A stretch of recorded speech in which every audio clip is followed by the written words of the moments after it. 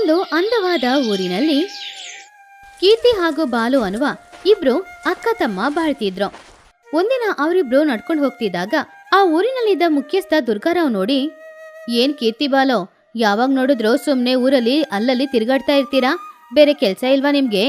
ಯಾಕೆ ನೀವು ಮಕ್ಳು ಯಾರು ಸ್ಕೂಲಿಗೆ ಹೋಗೋದಿಲ್ಲ? ಓದ್ಕೊಳ್ಬೇಕು ಅನ್ನುವ ಆಸೆ ಇಲ್ವಾ ನಿಮ್ಗೆ? ನಿಮ್ ಕಾಲದಲ್ಲಿ ಸ್ಕೂಲಿಗೆ ಹೋದ್ರೆ ಟೀಚರ್ಸ್ ಏನ್ ಮಾಡ್ತಾರೆ? ಪಾಠ ಹೇಳಿಕೊಡ್ತಾರೆ ತಾನೇ. ಆದ್ರೆ ಇವಾಗ ನೀವು ಸ್ಕೂಲಿಗೆ ಹೋಗಿ ನೋಡಿ, ಟೀಚರ್ಸ್ ಎಲ್ರು ಫೋನ್ ಇಟ್ಕೊಂಡು ಕೂತ್ಕೊಂಡಿದ್ದಾರೆ, ಮಕ್ಳನ್ನ ಹಾಗೇನೆ ಬಿಟ್ಬಿಡ್ತಿದ್ದಾರೆ. ಇದಕ್ಕೆ ನಾವ್ ಯಾಕೆ ಸ್ಕೂಲಿಗೆ ಹೋಗ್ಬೇಕು? ಮನೇಲಿ ಇರ್ಬೋದಲ್ವಾ? ಏನೋ ಟೀಚರ್ಸ್ ಯಾರು ಪಾಠ ತೆಗಿತಾ ಇಲ್ವಾ? ಈ ವಿಷಯ ನನ್ ಕಿವಿಗೆ ಬರ್ಲೇ ಇಲ್ವಲ್ಲ. ಸರಿ, ಸ್ಕೂಲಿಗೆ ಹೋಗಿ ನೀವು ಹೇಳಿದ್ದು ನಿಜಾನ ಇಲ್ವಾ ಅಂತ ನೋಡ್ತೀನಿ. ಒಂದ್ ವೇಳೆ ನಿಜ ಆದ್ರೆ ಆವಾಗ ಇದೆ ಆ ಟೀಚರ್ಸ್ಗಳಿಗೆ. ಮೊದ್ಲು ಟೀಚರ್ಗಳನ್ನ ನೀವು ಸರಿ ಮಾಡಿ, ಆಮೇಲೆ ಮಕ್ಳೆಲ್ರು ಖಂಡಿತ ಸ್ಕೂಲಿಗೆ ಬರ್ತೀವಿ. ನಾನು ಅಕ್ಕ ಕೂಡ ನಾಳೆನೇ ಸ್ಕೂಲಿಗೆ ಬರ್ತೀವಿ. ಈ ಮಾತಲ್ಲೇ ಇರಿ, ನಾಳೆ ನೀವು ಸ್ಕೂಲಿಗೆ ಹೋಗಕ್ಕೆ ರೆಡಿ ಆಗ್ಬೇಕು. ಹಾಗಂತ ಹೇಳಿ ಮುಖ್ಯಸ್ಥರಾದ ದುರ್ಗಾರಾವ್ ತಕ್ಷಣ ಆ ಊರಿನಲ್ಲಿರುವ ಸ್ಕೂಲಿಗೆ ಹೋದ್ರು. ಅಲ್ಲಿ ಅಡಿಗೆ ಕೆಲಸ ಮಾಡುವ ಸತ್ಯಮ್ಮನನ್ನ ಸ್ವಲ್ಪ ದೂರ ಕರ್ಕೊಂಡು ಹೋಗಿ, ಸತ್ಯಮ್ಮ, ನಾನಿವಾಗ ಒಂದು ಪ್ರಶ್ನೆ ಕೇಳ್ತೀನಿ, ಯಾರಿಗೂ ಹೆದರದೆ ನಿಜ ಮಾತ್ರ ಹೇಳ್ಬೇಕು. ಅಯ್ಯವ್ರೆ, ನನಗೆ ಗೊತ್ತಿರುವ ವಿಷಯ ಅಂದ್ರೆ ಖಂಡಿತ ನಿಜ ಹೇಳ್ತೀನಿ, ಏನಂತ ಕೇಳಿ. ಹೌದು, ಈ ಸ್ಕೂಲಲ್ಲಿರುವ ಟೀಚರ್ಗಳು ಎಲ್ರು ಕೂಡ ಮಕ್ಕಳಿಗೆ ಸರಿಯಾಗಿ ಪಾಠ ತೆಗಿತಾ ಇದ್ದಾರಾ ಇಲ್ವಾ? ಅಯ್ಯೋ ದಣಿ, ಏನಂತ ಹೇಳೋದು, ಯಾರು ಮಕ್ಕಳಿಗೆ ಪಾಠನೇ ತೆಗೆಯೋದಿಲ್ಲ. ಎಲ್ರು ಫೋನ್ನ ಕೈಯಲ್ಲಿ ಹಿಡ್ಕೊಂಡು ಮಕ್ಕಳನ್ನ ಅವರಿಷ್ಟಕ್ಕೆ ಅವರನ್ನ ಓದ್ಕೊಳ್ಳೋಕೆ ಹೇಳ್ತಿದ್ದಾರೆ, ಇಲ್ಲಾಂದ್ರೆ ಆಟ ಆಡಕ್ಕೆ ಹೇಳ್ತಾ ಇದ್ದಾರೆ.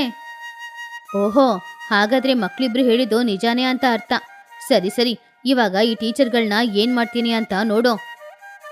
ಹಾಗಂತ ಹೇಳಿ ದುರ್ಗಾರಾವ್ ಆ ಸ್ಕೂಲಿನಲ್ಲಿದ್ದ ಪ್ರಿನ್ಸಿಪಲ್ ಆದ ಮಮತಾ ಟೀಚರ್ ಹತ್ರ ಹೋಗಿ, ಏನ್ ಮೇಡಮ್ ಇದು, ಏನ್ ಮಾಡ್ತಾ ಇದ್ದೀರಾ? ಮಕ್ಕಳಿಗೆ ಪಾಠ ಹೇಳಿಕೊಡ್ಬೇಕಾಗಿರೋ ನೀವೇ ಮಕ್ಕಳನ್ನ ತಪ್ಪಾದ ದಾರಿಗೆ ಕರ್ಕೊಂಡು ಹೋಗ್ತಾ ಇದ್ದೀರಾ?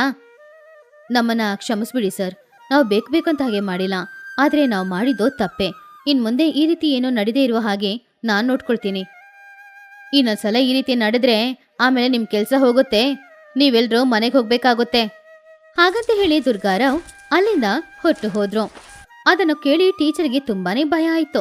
ಮಕ್ಕಳಿಗೆ ಇವತ್ತಿಂದ ಸರಿಯಾಗಿ ಪಾಠ ಹೇಳಿಕೊಡ್ಬೇಕು ಅಂತ ಅನ್ಕೊಂಡ್ರು. ಹೀಗಿರುವಾಗ ಮರುದಿನ ಬೆಳಗ್ಗೆ ಸ್ಕೂಲಲ್ಲಿದ್ದ ಮಕ್ಕಳು ಎಲ್ರಿಗೂ ಕೂಡ ಮಮತಾ ಟೀಚರೇ ಚೆನ್ನಾಗಿ ಪಾಠ ಹೇಳಿಕೊಡಕ್ಕೆ ಶುರು ಮಾಡಿದ್ರು. ಆದ್ರಿಂದ ಮಕ್ಕಳು ಎಲ್ರು ಕೂಡ ಆಸಕ್ತಿಯಿಂದ ಸ್ಕೂಲಿಗೆ ಹೋಗಕ್ಕೆ ಶುರು ಮಾಡಿದ್ರು. ಈ ವಿಷಯ ಹಾಗೆ ಹೀಗೆ ಅಂತ ಬಾಲುಗೆ ಗೊತ್ತಾಯ್ತು. ಬಾಲು ತುಂಬಾನು ಸಂತೋಷಪಟ್ಟ. ಆ ವಿಷಯನ ತನ್ನ ಅಕ್ಕನ ಹತ್ತಿರ ಹೇಳ್ದ. ಅಕ್ಕ, ನಿನಗ್ ಗೊತ್ತಾ, ನಮ್ಮೂರಿನ ಮುಖ್ಯಸ್ಥರು ಹೇಳಿದ ವಿಷಯನ ಹಾಗೇನೆ ಮಾಡಿದ್ದಾರೆ. ಪ್ರಿನ್ಸಿಪಲ್ನ ಲೆಫ್ಟು ರೈಟು ಅಂತ ಬೈದ್ರಂತೆ. ಆದ್ರಿಂದ ಎಲ್ರೂ ಚೆನ್ನಾಗಿ ಪಾಠ ಹೇಳಿಕೊಡ್ತಿದ್ದಾರೆ ಅಂತೆ. ಮಕ್ಳೆಲ್ರು ಕೂಡ ಸ್ಕೂಲಿಗೆ ಹೋಗ್ತಾ ಇದ್ದಾರೆ ಅಕ್ಕ. ಹೌದಾ ಕಣೋ, ಹಾಗಾದ್ರೆ ನಾವು ಅವ್ರಿಗೆ ಮಾತು ಕೊಟ್ಟ ಹಾಗೆ ನಾಳೆನೆ ಸ್ಕೂಲಿಗೆ ಹೊರಟು ಹೋಗಿ ಚೆನ್ನಾಗಿ ಓದ್ಕೊಳ್ಬೇಕು. ಹೌದಕ್ಕ, ನಾಳೆಯಿಂದ ಬೆಳಗ್ಗೆ ಸ್ಕೂಲಿಗೆ ಹೋಗ್ಬೇಕು. ಮನೆಗೆ ಬರೋಕ್ಕೆ ಹೇಗೂ ಸಂಜೆ ಸಮಯ ಆಗ್ಬಿಡುತ್ತೆ ಅಲ್ವಾ? ಆದ್ರಿಂದ ಈ ವಿಷಯನ ಮೊದಲು ಅನಸೂಯಮ್ಮನ ಹತ್ರ ಹೇಳ್ಬೇಕು. ಅನಸೂಯಮ್ಮ ಕೀರ್ತಿ ಹಾಗೂ ಬಾಲು ಒಳ್ಳೇದು ಕೆಟ್ಟದು ಎಲ್ಲನೂ ನೋಡ್ಕೊಳ್ಳುವ ಒಬ್ರು ವ್ಯಕ್ತಿ. ಹೀಗಿರುವಾಗ ಮರುದಿನ ಬೆಳಗ್ಗೆ, ಅನಸೂಯಮ್ಮ, ನಾನು ಅಕ್ಕ ಇಬ್ರು ಸ್ಕೂಲಿಗೆ ಹೋಗ್ತಾ ಇದ್ದೀವಿ. ನಾವು ಬರಕ್ಕೆ ಸಂಜೆ ಸಮಯ ಆಗುತ್ತೆ. ಇವತ್ತಿಂದ ಚೆನ್ನಾಗಿ ಓದ್ಕೊಳ್ಬೇಕು. ನಾವು ಬರೋ ತನಕ ನೀವು ಜೋಪಾನವಾಗಿ ಮನೇಲಿರಿ. ತುಂಬಾ ಒಳ್ಳೆ ವಿಷಯ ಹೇಳಿದೀರಾ ಮಕ್ಳೇ. ನಾನು ಸ್ಕೂಲಿಗೆ ಹೋಗಿ ಅಂದ್ರೂ ಕೂಡ ನೀವು ಹೋಗಲ್ಲ ಅಂತ ಹಠ ಹಿಡಿತೀರಾ. ಇವಾಗ ನೀವೇ ಹೋಗ್ತೀನಿ ಅಂತ ಹೇಳ್ತಾ ಇರುವಾಗ ನನಗ್ ತುಂಬಾನೇ ಸಂತೋಷ ಆಗ್ತಾ ಇದೆ. ಹಾಗೆ ಅನಸೂಯಮ್ಮನ ಹತ್ರ ಹೇಳಿ ಕೀರ್ತಿ ಬಾಲು ಇಬ್ರು ಕೂಡ ತುಂಬಾನು ಆಸಕ್ತಿಯಿಂದ ಆ ದಿನ ಸ್ಕೂಲಿಗೆ ಹೊರಟು ಬಂದ್ರು. ಮೊದಲನೇ ದಿನ ಮಮತಾ ಟೀಚರೇ ಬಂದು ಮಕ್ಳೆಲ್ರಿಗೂ ಕೂಡ ಪಾಠ ತೆಗಿತಿದ್ರು. ಮಕ್ಳೇ, ಇವತ್ತು ತುಂಬಾ ಮುಖ್ಯವಾದ ಪಾಠನ ಹೇಳಿಕೊಡ್ತಾ ಇದ್ದೀನಿ. ಅಂದ್ರೆ ಹಗಲು ರಾತ್ರಿ ಬಗ್ಗೆ. ಓಹೋ, ಹಗಲು ರಾತ್ರಿ ಹೇಗಾಗ್ತಾ ಇದೆ ಅಂತ ನೀವು ಹೇಳ್ತೀರಾ ಮೇಡಮ್? ಹೌದು, ಹೇಳ್ತೀನಿ. ಭೂಮಿ ಯಾವಾಗ್ಲೂ ತಿರುಗ್ತಿರುತ್ತೆ ಅನ್ನೋದು ಗೊತ್ತಾನೆ. ಅದು ಸೂರ್ಯನ ಸುತ್ತ ತಿರುಗೋದ್ರಿಂದ ನಮಗೆ ಹಗಲು ರಾತ್ರಿ ಬರ್ತಾ ಇದೆ. ನಿಮ್ಗೊಂದು ವಿಷಯ ಗೊತ್ತಾ? ಕೆಲವು ಪ್ರದೇಶಗಳಲ್ಲಿ ರಾತ್ರಿನೇ ಇರಲ್ಲ, ಬರೀ ಹಗಲು ಮಾತ್ರ ಇರುತ್ತೆ. ಏನೋ ರಾತ್ರಿನೇ ಇರಲ್ವಾ, ಹಗಲು ಮಾತ್ರನಾ? ಅಂತ ಪ್ರದೇಶಗಳು ಎಲ್ಲಿದೆ ಮೇಡಮ್? ಇರುತ್ತೆ ಬಾಲು. ಅದು ಸುಮಾರು ದೂರದಲ್ಲಿರುವ ಜಾಗ. ಅಲ್ಲಿ ಯಾವಾಗ್ಲೂ ಬರೀ ಸೂರ್ಯ ಮಾತ್ರ ಇರ್ತಾನೆ. ಅಂದ್ರೆ ಮುಂಜಾನೆ 4 ಗಂಟೆಗೆ ಸೂರ್ಯ ಬರ್ತಾನೆ, ಬಿಸಿಲು ಬರುತ್ತೆ, ತುಂಬಾ ಸೆಕೆ ಇರುತ್ತೆ. ಹಾಗೇನೆ ಸಂಜೆ ಸಮಯ ಆದ್ರೂ ಸೂರ್ಯ ಅಂತೂ ಹೋಗೋದೇ ಇಲ್ಲ. ರಾತ್ರಿ 12 ಗಂಟೆ ಆದ್ರೂ ಕೂಡ ಸೂರ್ಯ ಹಾಗೇನೆ ಇರ್ತಾನೆ. ಹಾಗೇನೆ ಆ ಜಾಗದಲ್ಲಿ ಬಿಸಿಲು ಕೂಡ ಹಾಗೇನೆ ಇರುತ್ತೆ. ಹಾಗಾದ್ರೆ ಅಲ್ಲಿರೋರೆಲ್ಲ ಯಾವಾಗ ಊಟ ಮಾಡ್ತಾರೆ, ಯಾವಾಗ ನಿದ್ರೆ ಮಾಡ್ತಾರೆ? ಅವರು ನಮ್ ತರನೇ ಯಾವಾಗ್ಲೂ ಕೆಲಸ ಮಾಡ್ತಾನೆ ಇರ್ತಾರೆ. ಸೂರ್ಯನ ಬಗ್ಗೆ ಅವ್ರು ಏನೂ ಯೋಚನೆ ಮಾಡಲ್ಲ. ಯಾವಾಗ ಅನ್ಸುತ್ತೋ ಅವಾಗ ಎಲ್ಲಾನು ಮಾಡ್ಕೊಳ್ತಾರೆ. ಟೀಚರ್, ಇದು ತುಂಬಾ ಚೆನ್ನಾಗಿದೆ. ಆ ಜಾಗನ ನೋಡ್ಬೇಕು ಅಂತ ನಮಗ್ ಆಸೆ ಆಗ್ತಾ ಇದೆ. ಈ ಸಲ ಸ್ಕೂಲಿಂದ ಟೂರ್ ಹೋಗುವಾಗ ಆ ಜಾಗಕ್ಕೆ ನಮ್ಮನ್ನು ಕರ್ಕೊಂಡು ಹೋಗ್ತೀರಾ? ಅಯ್ಯೋ ಬಾಲು, ಅದು ಅಷ್ಟು ಸುಲಭ ಅಲ್ಲ. ಅದಕ್ಕೆ ಸುಮಾರು ಹಣನೂ ಖರ್ಚಾಗುತ್ತೆ. ಅದು ಅಲ್ಲದೆ ಅಷ್ಟು ದೂರ ನಮ್ಮಿಂದ ಹೋಗಕ್ಕಾಗಲ್ಲ ಅಲ್ವಾ? ಅದಕ್ಕೆ ನಾನೇ ಇಲ್ಲಿ ನಿಮ್ಗೆ ಆ ಥರ ರಾತ್ರಿ ಇಡೀ ಹಗಲಿರೋ ಥರ ಮಾಡ್ತೀನಿ. ಹೌದಾ ಟೀಚರ್, ಇದು ನಿಜವಾಗ್ಲೂ ತುಂಬಾ ಒಳ್ಳೆ ವಿಷಯನೇ. ನೀವು ಈ ಥರ ಪಾಠ ತೆಗೆದ್ರೆ ನಮ್ಮಂತ ಚಿಕ್ಕ ಮಕ್ಕಳಿಗೆ ಸ್ಕೂಲಿಗೆ ಬರಕ್ಕೆ ಆಸಕ್ತಿ ಇರುತ್ತೆ. ಹೌದು, ನಿಜಾನೇ ಕೀರ್ತಿ. ಸರಿ, ನಾಳೆ ಬರುವಾಗ ನೀವೆಲ್ರೂ ಒಂದಿನಕ್ಕೆ ಬೇಕಾಗಿರೋ ಎಲ್ಲ ವಸ್ತುಗಳನ್ನ ತಗೊಂಡ್ ಬನ್ನಿ. ನಾಳೆ ನೀವೆಲ್ರೂ ಈ ಸ್ಕೂಲಲ್ಲಿ ಇರಬೇಕು.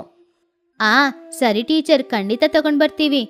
ಹಾಗೆ ಆ ದಿನ ಸಂಜೆ ಸಮಯ ಸ್ಕೂಲ್ ಬೆಲ್ ಹೊಡೆದಾಗ ಮಕ್ಳು ಎಲ್ರು ಕೂಡ ಮನೆಗೆ ವಾಪಸ್ ಹೋದ್ರು. ಆಮೇಲೆ ಮರುದಿನ ಬೆಳಿಗ್ಗೆ ಕೂಡ ಮಕ್ಳೆಲ್ರು ತುಂಬಾನು ಆಸಕ್ತಿಯಿಂದ ಸ್ಕೂಲಿಗೆ ಸಂತೋಷವಾಗಿ ಬಂದ್ರು. ಮಕ್ಳೇ, ಎಲ್ರು ಬಂದಿದ್ದೀರಾ? ಸರಿ, ನಾನೇನೆ ಒಂದಿನಕ್ಕೆ ಬೇಕಾಗಿರೋ ಎಲ್ಲ ವಸ್ತುಗಳನ್ನ ತಗೊಂಡ್ ಬರಕ್ ಕೇಳಿದೆ ಅಲ್ವಾ? ತಗೊಂಡ್ ಬಂದಿದ್ದೀರಾ? ನಾವು ತಗೊಂಡ್ ಬಂದಿದ್ದೀವಿ ಟೀಚರ್. ಇವಾಗ ನೀವು ಗೇಟ್ ಕ್ಲೋಸ್ ಮಾಡ್ಕೊಳ್ಬೋದು. ಸರಿ, ಹಾಗಾದ್ರೆ ನಾನು ಸತ್ಯಮ್ಮನ ಹತ್ರ ಹೋಗಿ ಗೇಟ್ ಕ್ಲೋಸ್ ಮಾಡಕ್ ಕೇಳ್ತೀನಿ. ಹಾಗಂತ ಪ್ರಿನ್ಸಿಪಲ್ ಸತ್ಯಮ್ಮನ ಹತ್ರ ಹೊರಗಡೆಯಿಂದ ಯಾರು ಒಳಗಡೆ ಬರಬಾರ್ದು, ಒಳಗಡೆಯಿಂದ ಯಾರು ಹೊರಗಡೆ ಹೋಗ್ಬಾರ್ದು ಅಂತ ಹೇಳಿ ಗೇಟನ್ನ ಲಾಕ್ ಮಾಡಿದ್ರು. ಟೀಚರ್, ರಾತ್ರಿ ಸಮಯದಲ್ಲೂ ಕೂಡ ಹಗ್ಲಾಗಿರುತ್ತೆ ಅಂತ ಹೇಳಿದ್ರಿ. ಆದ್ರೆ ಇಲ್ಲಿ ಎಲ್ಲಾನು ನಾರ್ಮಲ್ ಆಗಿನೇ ಇದೆ. ಇನ್ನು ಸ್ವಲ್ಪತ್ತಲ್ಲಿ ರಾತ್ರಿ ಆಗುತ್ತೆ ಅಲ್ವಾ? ಇಲ್ಲ ಕೀರ್ತಿ, ಎಲ್ಲಾನು ನಾನ್ ಮಾಡಿದ್ರೆ ನಿಮಗೆ ಗೊತ್ತಾಗುತ್ತೆ. ಅದಕ್ಕೆ ಎಲ್ಲಾನು ನೀವೇ ಮಾಡ್ಬೇಕು ಅಂತ ಅದಕ್ಕೆ ಬೇಕಾಗಿರೋ ವಸ್ತುಗಳನ್ನ ಮಾತ್ರ ತಗೊಂಡ್ ಬಂದಿಟ್ಟಿದ್ದೀನಿ. ಹೌದಾ ಟೀಚರ್? ತುಂಬಾ ಥ್ಯಾಂಕ್ಸ್ ಟೀಚರ್. ಆ ವಸ್ತುಗಳು ಎಲ್ಲಿದೆ ಅಂತ ಹೇಳಿ ನಾವು ಮಾಡ್ತೀವಿ. ಹಾಗೆ ಮಮತಾ ಟೀಚರ್ ಅವ್ರು ತಗೊಂಡ್ ಬಂದ ವಸ್ತುಗಳನ್ನೆಲ್ಲ ಹೊರಗಡೆ ತಗೊಂಡ್ ಬಂದ್ರು. ಆಮೇಲೆ ರಾಜೇಶ್ ಅನ್ನುವ ಒಬ್ರೇ ಎಲೆಕ್ಟ್ರಿಷಿಯನ್ನ ಕರ್ಕೊಂಡ್ ಬಂದು ಅವರ ಸಹಾಯದೊಂದಿಗೆ ಮಕ್ಕಳನ್ನ ಎಲ್ಲ ಕೆಲ್ಸಾನು ಮಾಡಕ್ ಹೇಳಿದ್ರು. ಮಕ್ಕಳೇ, ಇಲ್ಲಿ ನೋಡಿ, ಇಲ್ಲಿ 4 ಬಾಲ್ಗಳ ತರ ಇದೆ ಅಲ್ವಾ? ಇದೇ ಇವಾಗ ನಮಗೆ ಸೂರ್ಯ. ಇದನ್ನ ಸ್ಕೂಲಲ್ಲಿ 4 ಕಡೆನೂ ಇಡ್ತೀನಿ. ಆಮೇಲೆ ಲೈಟ್ ಆನ್ ಮಾಡ್ತೀನಿ. ಆವಾಗ ಲೈಟ್ ಪ್ರಕಾಶವಾಗಿರುತ್ತೆ ಅಲ್ವಾ? ರಾತ್ರಿ ಕೂಡ ನಿಮಗೆ ಹಗಲು ತರ ಕಾಣಿಸುತ್ತೆ. ಓಹೋ, ಅಂದ್ರೆ ಕರೆಂಟ್ ಸಹಾಯದಿಂದ ನೀವು ರಾತ್ರಿನ ಹಗಲು ಮಾಡ್ತೀರಾ? ಹೌದೌದು. ಬನ್ನಿ, ಎಲ್ಲರೂ ನನಗೆ ಸಹಾಯ ಮಾಡಿ ಬೇಗ ಎಲ್ಲ ಕೆಲಸನ ಮುಗಿಸ್ಬಿಡೋಣ. ಹಾಗೆ ಮಕ್ಕಳು ಸಹಾಯದೊಂದಿಗೆ ರಾಜೇಶ್ ಆ ಲೈಟ್ಗಳನ್ನೆಲ್ಲ ಸ್ಕೂಲಲ್ಲಿ 4 ದಿಕ್ಕಿನಲ್ಲಿ ಇಟ್ಟ. ಮೇಡಮ್, ನೀವು ಹೇಳಿದಾಗೆ 4 ದಿಕ್ಕಿನಲ್ಲಿ ಲೈಟ್ ಎಲ್ಲಾನು ಸೆಟಪ್ ಮಾಡಿ ಆಯ್ತು. ಸಂಜೆ 6 ಗಂಟೆಗೆ ನಾನು ಸ್ವಿಚ್ ಆನ್ ಮಾಡ್ತೀನಿ. ಓಕೆ ರಾಜೇಶ್, ಮಕ್ಕಳಿಗೆ ಒಂದು ಹೊಸ ಅನುಭವನ ಕೊಡ್ಬೇಕು. ನೀವು ಇಲ್ಲೇ ಇದ್ದು ರಾತ್ರಿನ ಹಗಲು ಮಾಡುವ ಕೆಲಸನ ನೋಡ್ಕೊಳ್ಬೇಕು. ಇದ್ರಲ್ಲಿ ಏನಿದೆ ಮೇಡಮ್, ನಾನಿದ್ದೀನಿ ಅಲ್ವಾ? ನಾನೆಲ್ಲಾನು ಸರಿಯಾಗಿ ಮಾಡ್ತೀನಿ.